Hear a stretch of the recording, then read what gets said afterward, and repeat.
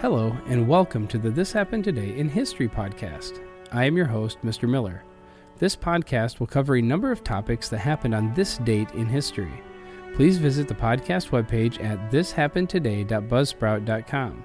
There you can download the notes page, which will help you organize the information as well as develop your own ideas on how these events change the world around us.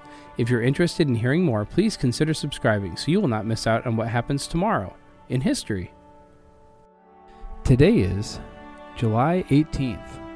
On this day in 1940, delegates from the Democratic National Convention meeting in Chicago nominated Franklin Delano Roosevelt to an unprecedented third presidential term.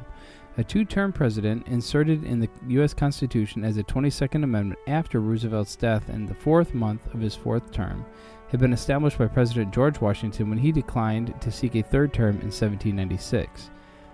In a 3,500-word acceptance address delivered after midnight, Roosevelt said, "It is with a very full heart that I speak tonight.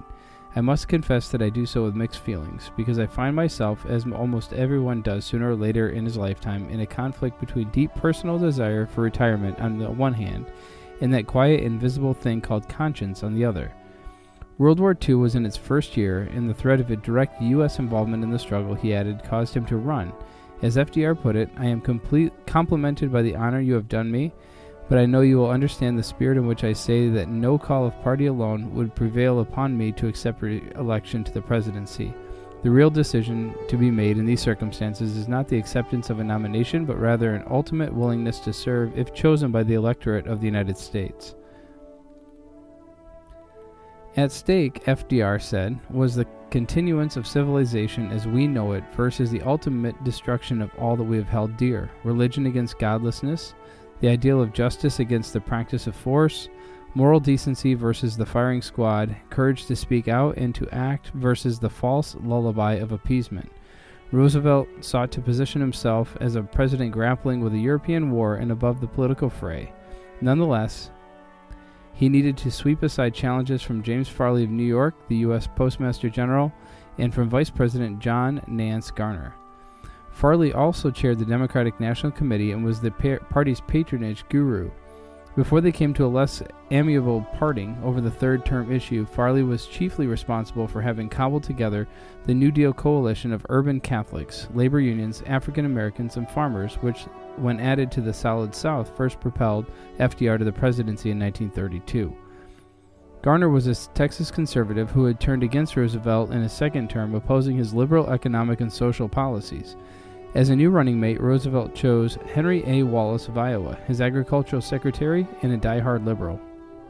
When conservatives objected, FDR called their bluff by making it known that without Wallace on the ticket, he would decline to be nominated. Roosevelt's remaining years in office would be consumed by World War II, which the United States entered on December 8th of 1941, and which ended in 1945, shortly after his death.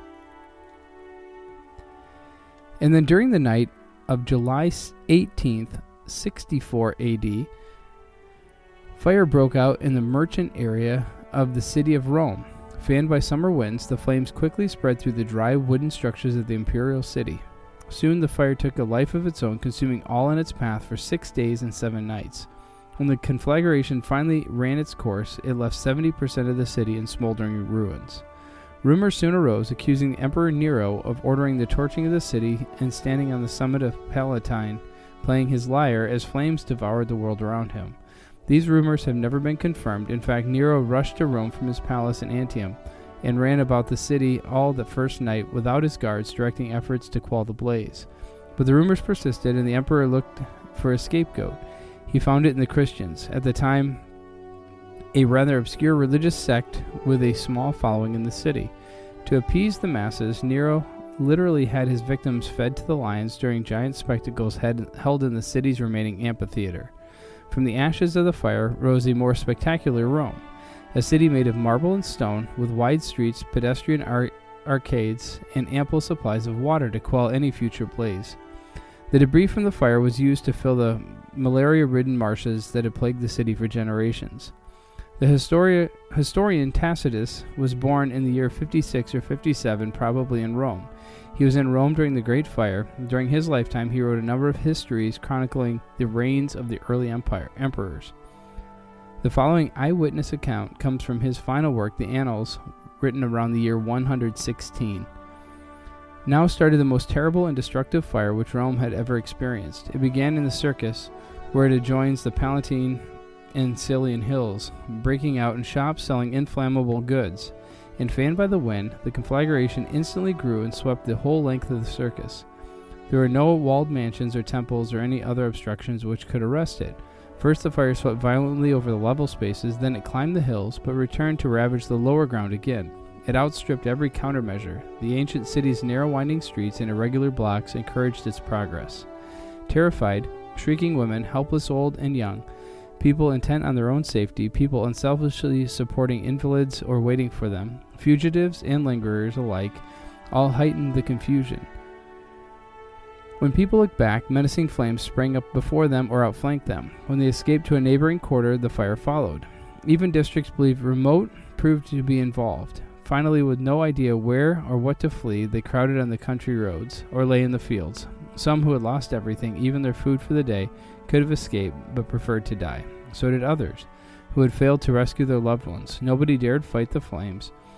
Attempts to do so were prevented by menacing gangs. Torches, too, were openly thrown in by men crying that they had acted under orders. Perhaps they had received orders, or they may have just wanted to plunder unhampered. Nero was at Antium. He returned to the city only when the fire was approaching the mansion he had built to link the gardens of Maecenas to Palatine. The flames could not be prevented from overwhelming the whole of the Palatine, including his palace. Nevertheless, for the relief of the homeless, fugitive masses, he threw open the field of Mars, including Agrippa's public buildings and even his own gardens. Nero also constructed emergency accommodation for the destitute multitude. Food was brought in from Ostia and neighboring towns, and the price of corn was cut to less than quarter sesterns a pound. Yet these measures, for all their popular character, earned no gratitude, for a rumor had spread that while the city was burning, Nero had gone to his private stage and, comparing modern calamities with the ancient, had sung of the destruction of Troy. By the sixth day, enormous demolitions had confronted the raging flames with bare ground and open sky, and the fire was finally stamped out at the foot of Esquiline Hill. But before panic had subsided or hope revived, flames broke out again in the more open regions of the city. Here there were fewer casualties, but the destruction of temples and pleasure arcades was even worse. This new conflagration caused additional ill-feeling because it was started on Tigellinus' estate in the Emilian district, for people believed Nero was ambitious to found a new city to be called after himself. Of Rome's 14 districts, only 4 remained intact. 3 were leveled to the ground. The other 7 were reduced to a few scorched and mangled ruins. And then finally, during the French Revolution, Commodore John Paul Jones, the great naval leader of the American Revolution, died in Paris at the age of 45. Lacking official status and without financial security, Jones died alone in his apartment on July 18th of 1792. An admiring French friend arranged for his funeral and provided for a handsome lead coffin. John Paul Jones was buried in the St. Louis Cemetery on the property of the French royal family. 4 years later, France's revolutionary government sold the property and the cemetery was forgotten. Over a century later, a search began to find the body of John Paul Jones for the purpose of returning his remains to the United States. The American ambassador to France, General Horace Potter, personally led the research to relocate the forgotten cemetery, provided the funds to excavate the casket, and coordinated the efforts to repatriate the mortal remains of the great naval hero. Correspondence, antique maps, and other records of the French National Library and Archives provided Ambassador Porter the information which helped in the discovery of the built-over cemetery. After weeks of tunneling through basement walls and streets, the casket of Jones was found and disinterred. Remarkably, his corpse, which had been wrapped in winding cloth and placed in straw and alcohol in a tightly sealed lead casket, was nearly perfectly preserved. He was taken to the University of Paris, where a complete autopsy was performed. There, the head of the corpse was compared to the sculptural portrait bust of Jones, executed in 1780 by Jean-Antoine Hedon, who had taken a plaster impression directly from his subject's head. The autopsy and forensic study proved conclusively that the body was John Paul Jones. He had died of the kidney ailment nephritis, complicated by pneumonia.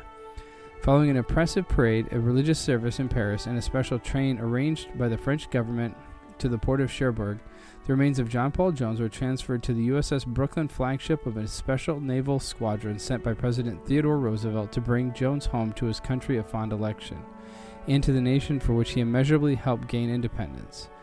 On July 24, 1905, the naval tug Standish carried the casket ashore at Annapolis, Maryland, for placement in a temporary vault across the street from the new U.S. Naval Academy Chapel, which was under construction.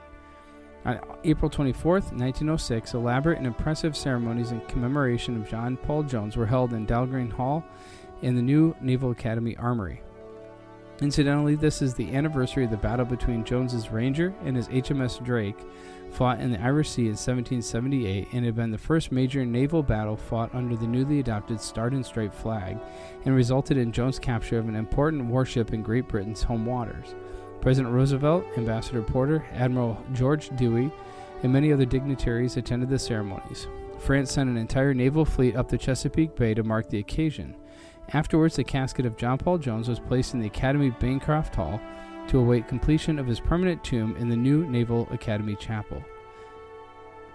Jones was bid to rest in the crypt in the Naval Academy Chapel on January 26, 1913. The crypt was designed by Beaux Arts architect Whitney Warren, and the 21-ton sarcophagus and surrounding columns of black and white Royal Pyrenees marble were the work of sculptor Sylvain Celeris. The sarcophagus is supported by bronze dolphins, is embellished with cast garlands of bronze sea plants. Inscribed and set in brass letters around the base of the tomb are the names of the Continental Navy ships commanded by John Paul Jones during the American Revolution: Providence, Alfred, Ranger, Bonhomme, Richard, Serapis, Alliance, and Ariel. American national ensigns, flags, and Union Jacks are placed between the marble columns. Set in brass on the marble floor at the head of the sarcophagus is the inscription: Important historic objects related to Jones's life and naval career are exhibited in niches around the periphery of the circular space.